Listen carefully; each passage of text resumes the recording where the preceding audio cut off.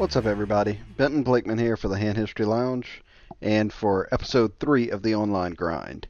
It's been a few days or over a week since our last one. I've actually been playing a lot of tournaments lately. Played 4 tournaments at the Bellagio. Busted the first one, which is a $500 event. Final tabled the second one, which is a $1,100 shot clock event, and finished 8th out of 100 or so. The next event was a tag team event, $1,100 buy-in. I played with one of my best friends, Joe Tehan. We final tabled that one and finished 3rd. The next one I played was a $560 satellite for the main event, which was started a few days ago. I won my seat to that one. They gave away 6 seats out of 140 players. So for the 560, I got a $10,400 seat to the main event. Started that this past Tuesday and made it to day 4 of the WPT main event, but unfortunately busted 90th place out of 812 entrants, and 90th paid $0 because only the top 81 got paid. But that's the way tournaments go. Happy to get back to the cash game grind, but before I go back to playing live, I figured I'd take an hour or so, play online, go through some concepts, brush back up on the cash game stuff since I've been in tournament mode for a while, and take you guys along with me for the ride. So hopefully you will enjoy the information. As always, if you like it, come visit us at www.handhistorylounge.com, and we'll hope to see you in the lounge soon. But for now, enjoy the online footage. Alright, getting a good price here from the big blind. I assume this limper will also always be calling. Just go ahead and call. I'm assuming he's kind of weak and doesn't hurt to keep him in the pot. So no need to consider 3-betting. Once we turn an ace, we're going to go ahead and check. Over here on the this is a $2.50 and $5 blind game. I will go ahead and fold the 4s here. Versa, button, open, small blind 3-bet. All of our options are available here. Call, fold, raise. I'm going to fold because it's a pretty aggressive game. Back on the 25-cent, 50-cent table, the limper decided to bet the turn into the raiser, who called. I still think we need to call with an ace here. Really bad river. Have every intention of just folding now. Let him take the pot.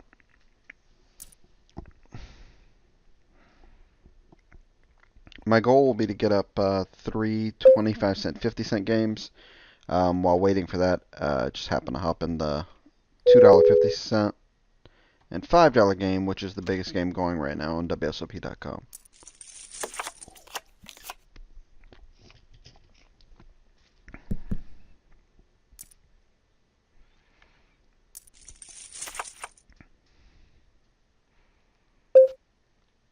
I'm going to complete for a half of a big blind with a 9-4 suited. In a spot like this, getting 5 to 1, I'd only be folding our absolute worst hands. 7-3 off, 9-3 off, 9-deuce off. Any 2 suited cards definitely worth 1 big blind getting 5 to 1. Or one half of a big blind getting 5 to 1. Flop a pair here. I'm going to call 1 time. See how this hand shakes out. Going to be checking to the big blind. And just going to try to get the showdown. Hopefully our 4 will be good. I do not see which hands he would be betting here on the river for value. I guess he just has a whole bunch of threes in his range, maybe. Yeah, queen 3. Makes sense. Makes sense. Folding the king 5 suited to an open. King queen on king queen on the button. Definitely going to be raising. Size a little smaller. Online in a live game, I like to go 3x in the cutoff and button, but go a little bit smaller because it's online, and I think that's the trend online is to size a little smaller. Well, maybe we'll do 3x from early position and middle position, and then 2.5x from the cutoff and button. Down here on the quarter 50-cent table, we have ace king offsuit in the cutoff. Again, versus an earlier position raise, all of our options, not all of them, folding is not a viable option. calling or 3-betting, both viable. So we'll just go ahead and click our generator. 85, so we're going to go ahead and we're going to 3-bet it. Anything over 50, we will take the more aggressive route. And let's just move this over here for now. He calls. 7, 8, 9, not exactly good for our 3-betting range. And he's going to have all the sets. We really don't have any of the sets after 3-betting, so we just have to check it back. He's going to open 9s, 8s, 7s, 9, 8 suited, 7, 8 suited, 7, 9 suited, and he'll call all those hands. Sometimes you just have to, you get a little bit money in good with ace king, or what seems to be good, and you just have to let it go. This is one of those cases. The board's just terrible for us, great for him. We're going to go ahead and let him have the pot.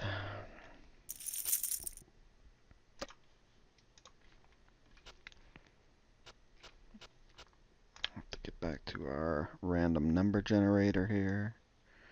We'll put it maybe here.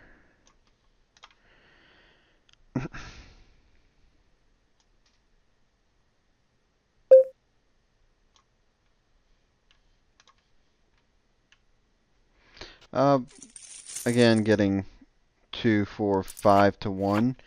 I think it's pretty close with 6 deuce off. Because this is generally a tougher table, I'm going to go ahead and fold it. But if you decided to call, it wouldn't be the worst thing in the world.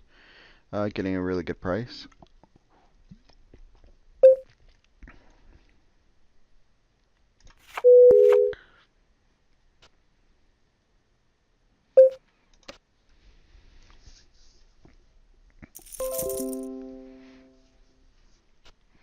Link your phone and PC. Not today. But I wish you would go away. There you go.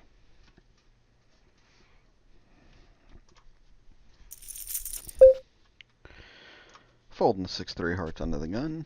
+1. Jack deuce off, facing a raise. Pretty easy fold.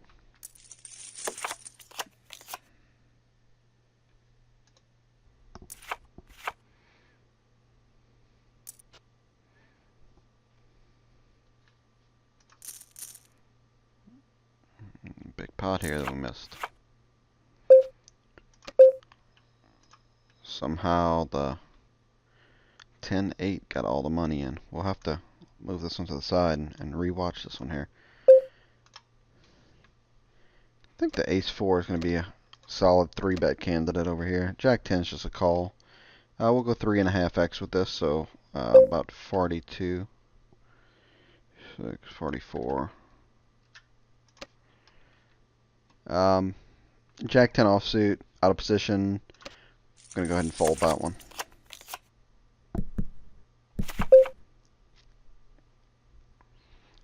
Versus smaller 4-bet, I would definitely be calling with the ace-4. Ace-jack is going to be a fold versus a raise and re-raise. I would definitely be calling versus smaller 4-bet. Versus this size 4-bet, I think that it's going to be a fold or a shove. I'm going to opt to fold here just because he is under the gun. I mean, he clicked it back really fast, which tends to... But he could just be going with, like, ace king or something. I don't know. This one's pretty close. This one's pretty close. Kind of like a jam, actually. Just based on his timing. And we jam, and he calls us with the 2 kings, but luckily we run pretty pure. Ship the $1,000 pot to us. Yeah. Yep. Okay, so now we know Drunk Swede just player notes. 4-bet quick king king. Yeah. That is pretty fortunate for us. Pretty fortunate. Let's go back and watch this hand real quick. We're going to fold the 5-7 suited here in like mid-late position. I want to see what happened. I know what happened pre-flop, but on the flop, the queen deuce of clubs bets, the 10-8 calls. bet half pot, call, makes a flush on the river, bets, and now he shoves. Okay, so that's pretty interesting. Raise the jacks to 3 under the gun. This is a terrible shove. You're blocking all of his straight draws that he could be bluffing with. You're blocking every one of them, and you're not blocking any of the clubs. So really, really bad bet there. We're going to go ahead and raise the queen jack up, raise the ace 8 up to 3x, and we're going to bet half pot with the jacks versus this player who made their crazy, crazy, silly bluff. And we're going to be stuck calling down, most likely. I'm going to tank a little while and then call. Jack. Probably just going to go ahead and fold now. I mean, even bluffs that he just like randomly bluffs with 2 overcards, everything gets there. So we're probably going to go ahead and give him this one. We're going to be checking the queen jack because we have showdown value. But I mean, he just fires away, just like didn't even think about it. I don't know. I mean, maybe he does have some bluffs, but the last time he just bluffed the river. This time he started off with betting the flop. Gonna fold the queen jack to a bet and a raise. And just go ahead and fold the jacks. Not too happy about it, but I mean, I don't know. Not too happy about it.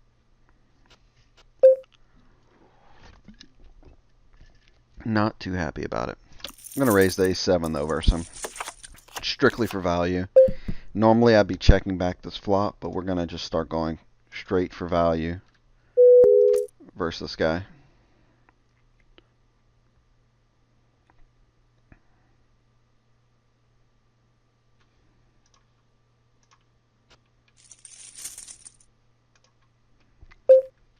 Queen 8 suited from early positions a fold. I would definitely open it the last 3 spots. Hijack, cutoff, and button. Yeah, those jacks are weird. Jacks are weird. I mean, he definitely has 5s in his range from the flatting from the big blind. He definitely has 5s in his range flatting from the big blind, but he also just has a whole bunch of 6-7, 7-8s, 6-8.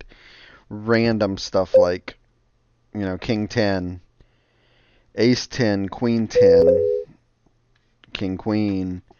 A lot of those obviously get there by the end, but you know, I'm okay with the river fold, but I'm not loving it. Not loving it. Anyway, open the 4-6 of clubs on the button. Get called in 2 spots. Get a pretty tough flop, a 10-7-6.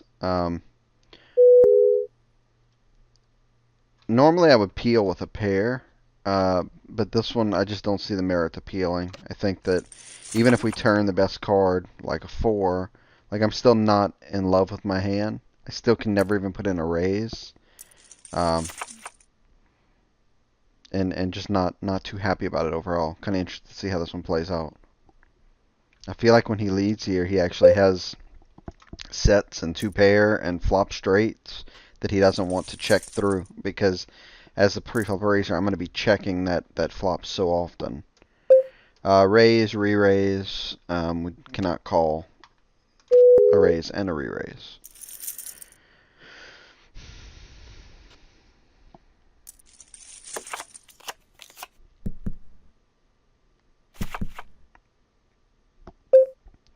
I'm going to go ahead and go for the 3-bet with the queen 8. Queen 9 suited, I would be calling. Queen 8 suited, I think plays perfectly fine as a 3-bet, especially against a regular who's going to be opening relatively wide.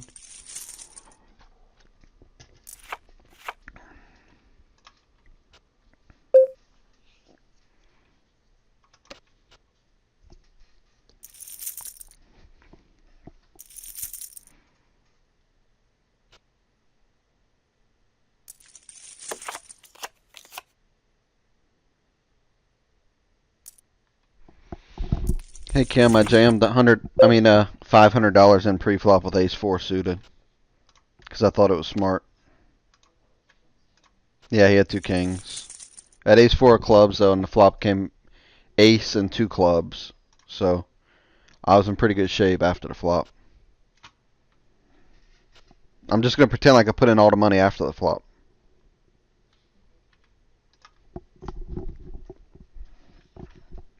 I mean, you have to get lucky sometimes. Can't always make the right decisions every time. Um, he did great. His four bet was so quick. I just thought that he was kind of full of it. At first, I wanted to fold, and then I didn't. Um, Down here on this bottom right table, he open limped, and we isolated to $2. We're gonna have such a huge range advantage here. I'm gonna start off by betting, but I'm gonna just bet small. Trying to get called by second pair, trying to get called by kings, and I'm actually gonna go 3 streets with this one. Because I think that was a misclick. I have no clue why I called there. With 2 pair here, still have to target that same range, but he's probably got a lot of aces. Ace X's, King X. We're going to check back the King High float. Well, guys, that's what you call running good. When you're misclicking the King 3 on an Ace Jack 4 and somehow you end up with a straight. I think on the river here, it's a pretty clear just like overbet because he's either calling or he's not calling. Mostly not calling. But that's fine. We don't want him to see that we that we called the King 3. Oh boy. All right. Anyway, pocket sevens, raising it up. Let's take a look at the Ace 9 hand.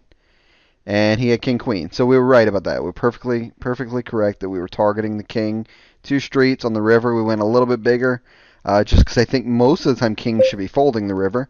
And only aces should be calling. So it's okay to go a little bit bigger on the river because you're going to get value from the ace. And you weren't getting value from the King anyway. In this case, he called with the King. So hey, bonus for us. Pocket sevens that we opened here. This is a pretty terrible flop. I am completely done with it. Just checking, trying to get the showdown. And now I accidentally made a straight. Pretty bad straight. I can't call a bet. I don't think he will call worse. So I will check. Actually, I shouldn't say I can't call a bet. I can call a bet. But I can't. I don't think he will call worse. So anyway, check, call a bet, see what happens. He had the nuts. Good for him. Alright. Now we should be good to go. 3 9-handed games, all quarter 50. Try to simulate what we do in a casino.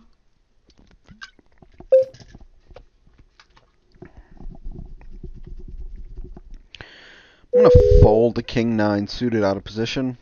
If I were the button and a blind 3-bet me, I would definitely be calling. I also would be calling had he sized a little bit smaller. Had he made it less than 3x, I would be calling. A little bit over 3x and only 100 blinds deep out of position. Not a winning strategy to call. If we were, say, 250, 300 blinds deep, I think I can open up my calling range here. I could use this as a 4-bet bluff, but just not going to do that now. I'm going to raise up the 10-9 suited for sure. And we're going to open the Ace-3 suited.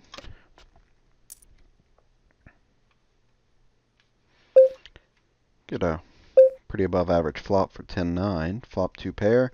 Pretty dry board. I'm going to start off betting. We're going to go for a couple of pretty good sized bets here, I think. Ace-3, no backdoor flush draw. I'm going to go for the check.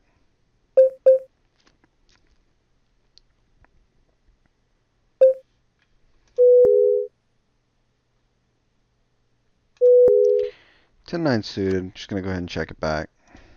Not loving doing that, but that's what you got to do sometimes. If it checks to us again on the river, we'll go for river value. If he bets, we just have to call.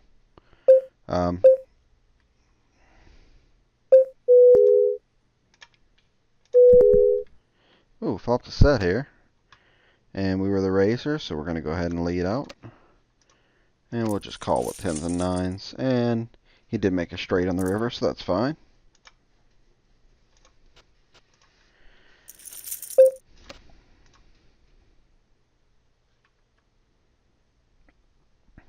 Those are tough spots. Very tough spots when the front door flush comes in. You have a weak hand. Definitely can make an argument for just bet folding. the turn, since we don't even have the top of our range anyway. But I'm going to fold king queen to an early position raise.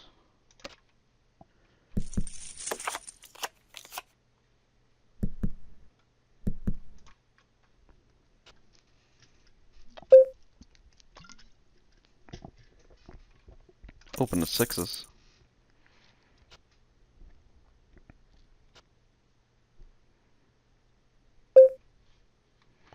6-4 suited, a little bit too loose to call, especially from the small blind.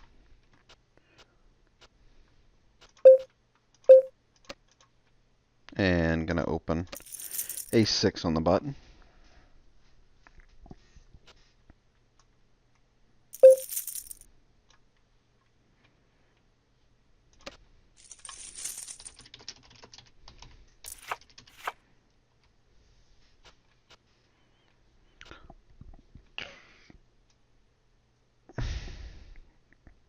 Guy asked if I was a robot, so.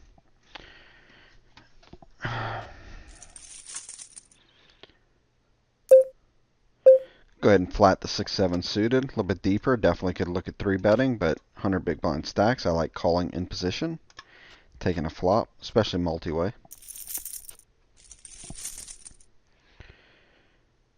Alright, flopped a whole bunch of nothing. Flop backdoor straight draw, backdoor flush draw, and get led into for the pot and called. We will be folding. Oh, what a gen card.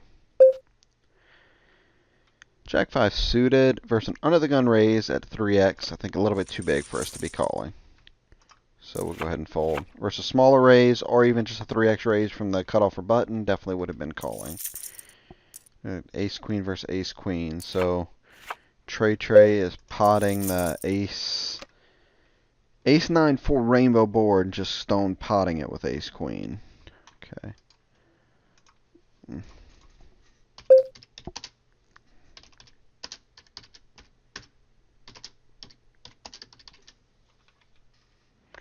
You can go ahead and call in position, suited ace.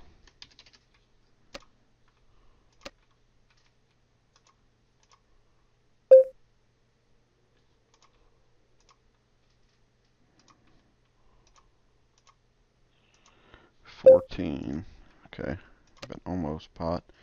3 ways. Check it back.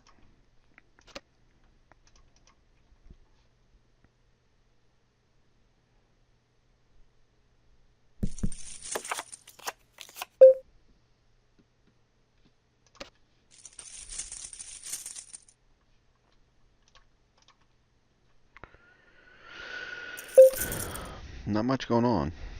Pretty slow here. Alright, ace 9 off, getting a great price. 3, 6, 9, 10, 2 to call into 10, so I'm getting 5 to 1. Pretty easy call with the ace 9 offsuit. Flop aces up and get led into. Very interesting. Okay, always calling here. Definitely not going to raise. That way overrepresents our hand. Especially with Stacy Badge being the open raiser. On some clean runouts, we're definitely looking to get the money in. He just rarely has ace king. But I think we can even go ahead to start by raising him here. I think that if we go 18, that'll be 36, 46. Yeah, that'll be fine. And we can just jam rivers when he checks. He's betting 24 into 34. I think we're just gonna get it in. Actually, I don't know. Might just call. I'm not sure what he would call with now. He leads a flop. I feel like he either has king 9 or he has like a hand like ace jack. Oh, same hand. Ace 9. Alright, reasonable. Yeah, I mean, his line looks super strong.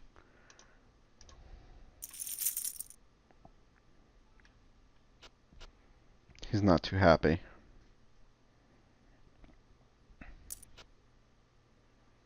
Not too happy. But, hey, I mean, you split the pot. What do you expect?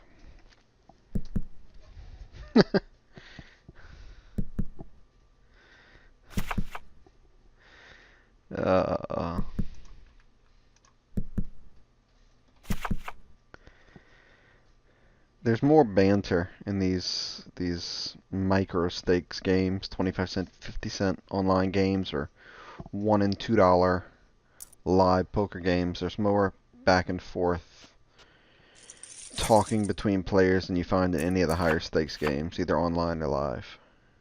It's amazing.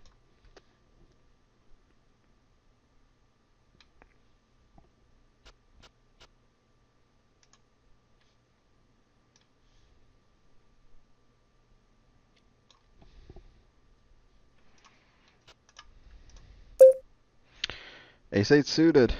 Cush limps in. Punish the limp. Gonna be raising the button. This is not a bluff for you guys saying, oh well, you don't have, like, you should be raising a wide range here. This is strictly for value. Our hand rates to be much better than the hand that he's limping in with. Three ways, we didn't get the flop that we really hoped for, so we can just go ahead and check back, take our free card. Same thing here. We're gonna go ahead and apply pressure to the limper. The board just didn't connect with us. We got some money in good. We had a theoretical earn on our bet. We no longer have that. It looks like we don't have the best hand. Go ahead and fold. Back up to the top table. Looks like the big blind called along with the limper. The limper is leading. I don't even count this as a bet. 50 cents. Like, to me, I'm going to do what I would normally do had he not bet here. And my normal bet would have been around half pot. So I'm going to go about 375.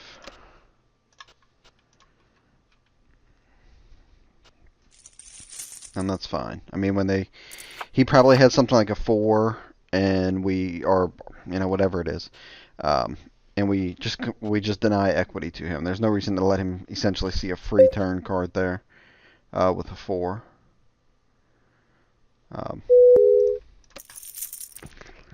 Slightly loose. Definitely could be folding this, especially with a regular on the button who probably is 3-bet happy. You can probably just save these opens for the button. The aces. We got them. We got the aces. A little bit tougher being in the small blind. Obviously, rather have them in late position. In this spot, it doesn't matter because everybody folds to us. We can employ 2 strategies. I'm going to go ahead and try this one out. We can limp our whole range from the small blind, or we can just have a raising range. I decided to limp my whole range. I'm going to continue with that by checking. When he doesn't bet the flop, he pretty much never has a 6. We could definitely have a 6. I'm going to just go ahead and start off by betting here. What is going on with my button?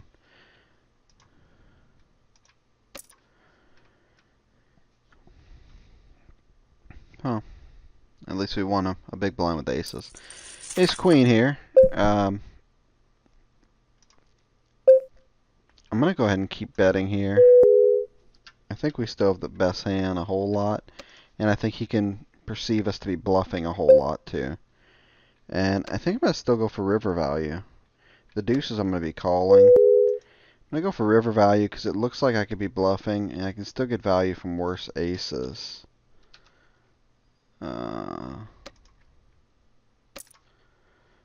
Get value from ace 6, ace 7, ace 10. I can get a curiosity call by 10 jack. So the deuces, yeah, obviously cannot call 50, big $50. And glad I didn't.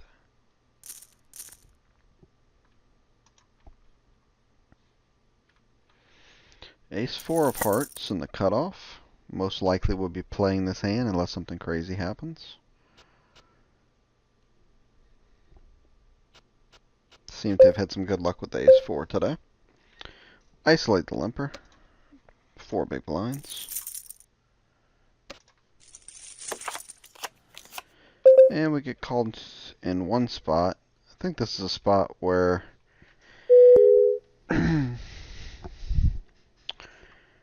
I mean, he's going to have a lot of 8s in his range. We don't have quite as much. The king 10 off is going to be a fold from the small blind versus under the gun. If I had a hand like a big pair here, I would be betting, so I want to kind of stick with that as well. And I think in general people overfold. So I'm going to go ahead and bet half pot.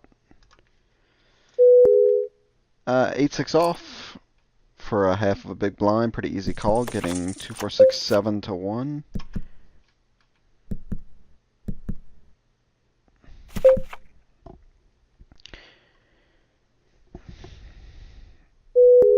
Pick up a draw here, but obviously it's not going to be a great draw four ways. I don't like betting when I pick up that kind of draw. I would be more inclined to want to just check raise and then bet the river if I did anything, but most likely I'm just going to check and fold. Because if we start check raising all of our bad straight draws, pretty much anytime we have an 8 in our hand and we're check raising, we're going to have like way too many check raises. Just so happens this would be like one of the worst hands that we could have. As played, pretty easy fold though. Not a big deal. Limp pot. I try not to get too involved in the limp pots. I don't shy away from them. If there's a good spot, I'll take the spot, but it's not my favorite spot to be in. Maybe I give up a little bit too much in unraised pots, but I don't feel like I'm giving up a whole lot by doing so. No hands going on anywhere. Here we go. Ace and the king. Double suited.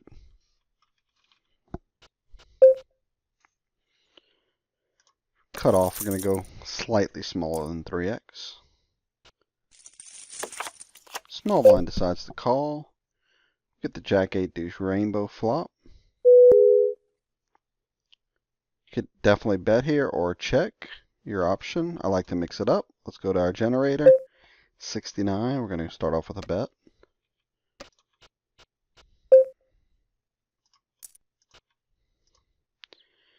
He checks. A lot of hands in his range. 8, 9, 9, 10, jack 9, 10, jack, 7, 8. I think that we're going to go ahead and check. And on this river, I think we have two options. We can overbet, or we can just check back and give up. And we're going to go for the overbet.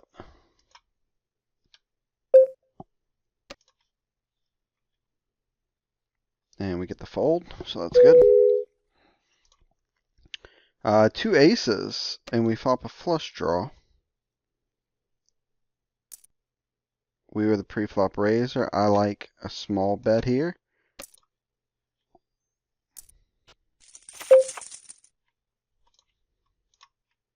Again, I like a small bet. It's really tough for him to even raise us with an ace.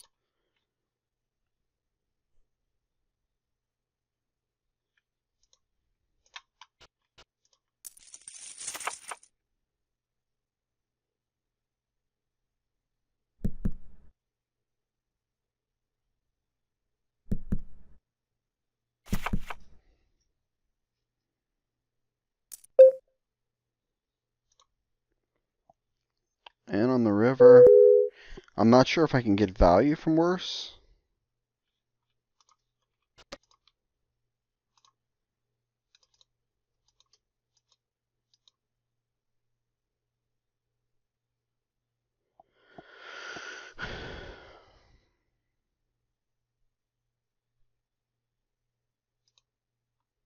I guess it's okay to value town ourselves sometimes. He's always calling with an ace, but he can also call with sevens. He also has 8s and 9s and 10s, and even sometimes jacks in his range. So I kind of like betting there. It also keeps us out of a really weird spot where we check the river and he just bombs and we have no idea. It would seem like he would only bomb with an ace, but who knows? So I like the idea of going for thin river value. But just beware when you do stuff like that. Like sometimes you're just gonna be giving them money, because they're just gonna have like ace 8 suited and just never have put in the raise. Which is fine. I mean, we're gonna have aces there sometimes. We're gonna have ace queen, so we're gonna need to go for value too. So that's fine. Anyway, we raised the ace deuce. I'm going to go ahead and start with the check. I would bet this sometimes, and I'm definitely going to be betting my ace jacks plus, but I want to work in some aces into my checking range, and it seems to me like the ace deuces, some of my worst aces, would be some good ones to work into my checking range.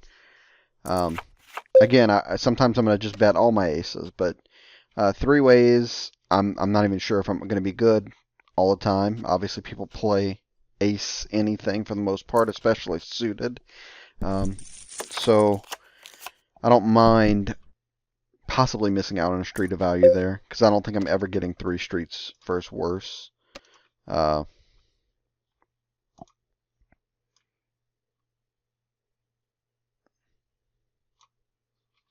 mean, I could get 3 streets versus worse if I were heads up.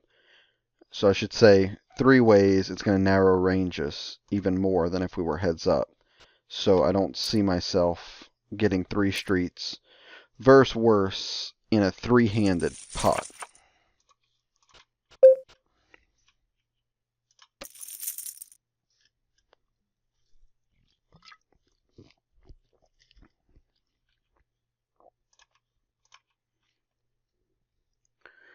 Open king 5 suited on the button. If I were to get 3-bet, I would probably defend a certain portion of the time, depending on their size. But again, that's very size dependent.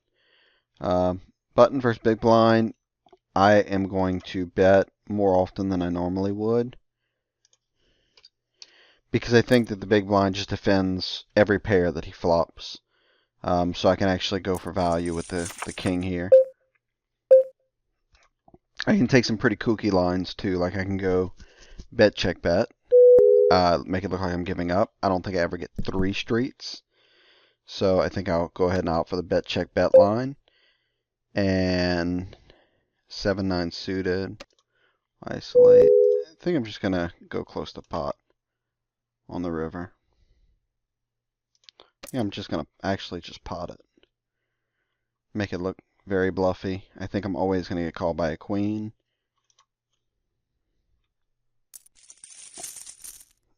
He had a king as well. But yeah, if he's calling king deuce, he's calling a queen for sure. Which he should be calling king deuce, especially with that line that I take. But that's okay. I mean, we can get good value. The 9s I think is a call. Early position raiser and caller. The 7-9 we raised. The guy behind us called. Yeah, I think I'm fine starting off with the check with top pair here. He's gonna have a lot of floats. I can go ahead and start mixing in some bets on the turn. And on the river, I think again we can bet pretty safely. I don't think he has a ton of 6s. And we got value. Got good value. And he had ace-4. So our flop check worked out well. We ended up getting 2 pretty solid streets of value there versus first bottom pair. I don't think if we bet the flop, we don't get 3 streets because we definitely can't bet the turn. There's a chance he may just bluff us off of it. So yeah, that worked out pretty well. King Jack Jack checks through. Turn 7. He's betting pretty small. I think it's worth 1 call. If he gives up river, that's great. If he bets the river, he can just have the pot. But sometimes he's going to be betting flop with hands like, or betting turn, I'm sorry, with a hand like ace queen, queen 10, 10-8, and then he'll just give up on those. But also sometimes he's just going to have queens and 10s too. But again, our hand's too strong to turn into a bluff, so we're going to just check, take it to showdown, and lose to ace king. No problem. Fine.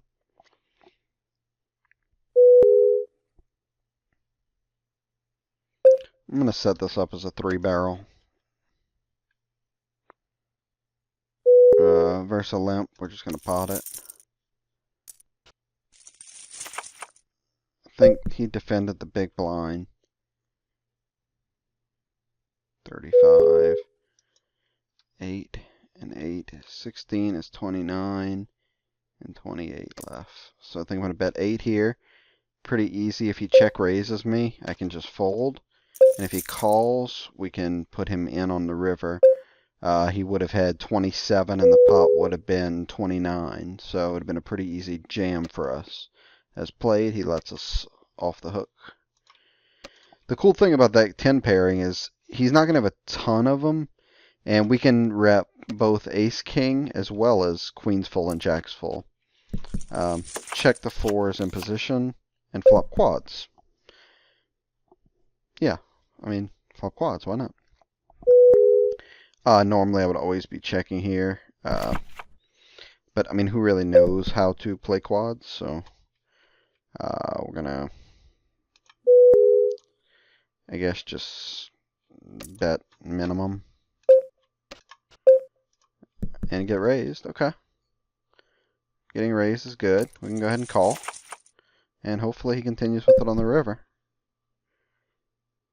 I mean, just maybe bet $1, a third pot, fourth pot. I'm guessing he has like a weak king. Yeah, king 5. Yeah, he should never be check raising the turn there with a king, but he did. I think we got some pretty good value there versus good flop check. Hits king on the turn, decides to check raise us. Sure, why not? Let's isolate the queen jack and fold in the 8-6. I'm gonna go ahead and start wrapping this up. I notice we've been recording for 48 minutes. So we will take our auto posts off. Here with top pair, I think I'm fine just starting off with a bet.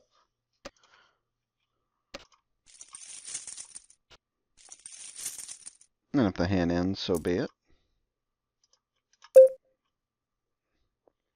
Again, very, very loose, but if he's just going to continually limp in and I have playable hands, I'm just going to isolate. Here with the threes, we can go for a 3-bet, or we can go for a call. I think with his sizing, calling is okay. Had he sized bigger, I would lean more towards 3-betting. Three-handed, the button called. I'm probably just going to go for a check. Give up.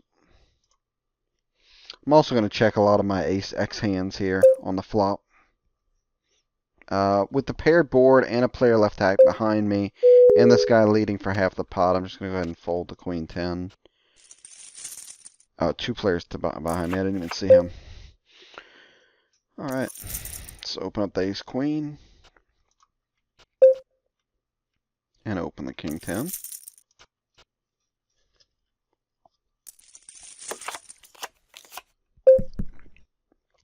Alright, top pair, nut flush draw. He seems to bet often when we check, so we're going to go ahead and give him that chance. And on this flop, we're going to start with a check.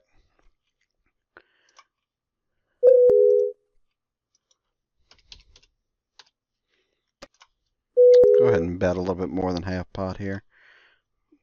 This is up.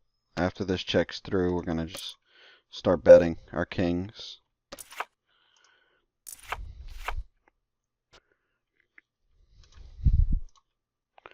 So on this table, we check the flop. I'm going to have a few bets here, but I'm okay mixing in some kings because I'm going to also have a whole lot of checks. All my 9s will be checks. Most of my 7s will be checks. Pocket 8s will be checks. 10s, jacks, queens will be checks. All of my smaller pairs that I raised under 7s.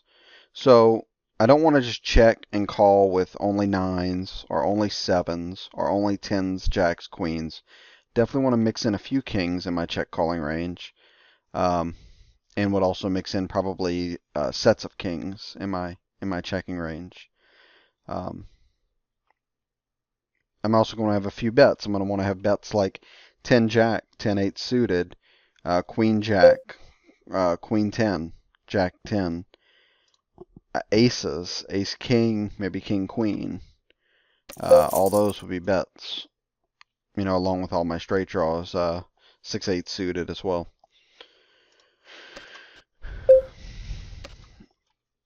That's how we would balance out that flop betting and checking range.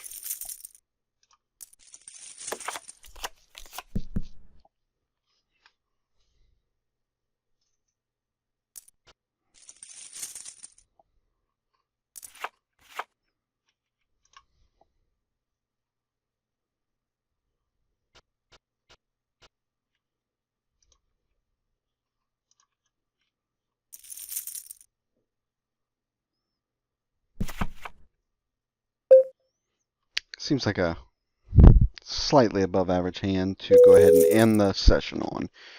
Two kings under the gun. King and the king. Last hand of the night. Let's see if we can play a cool pot.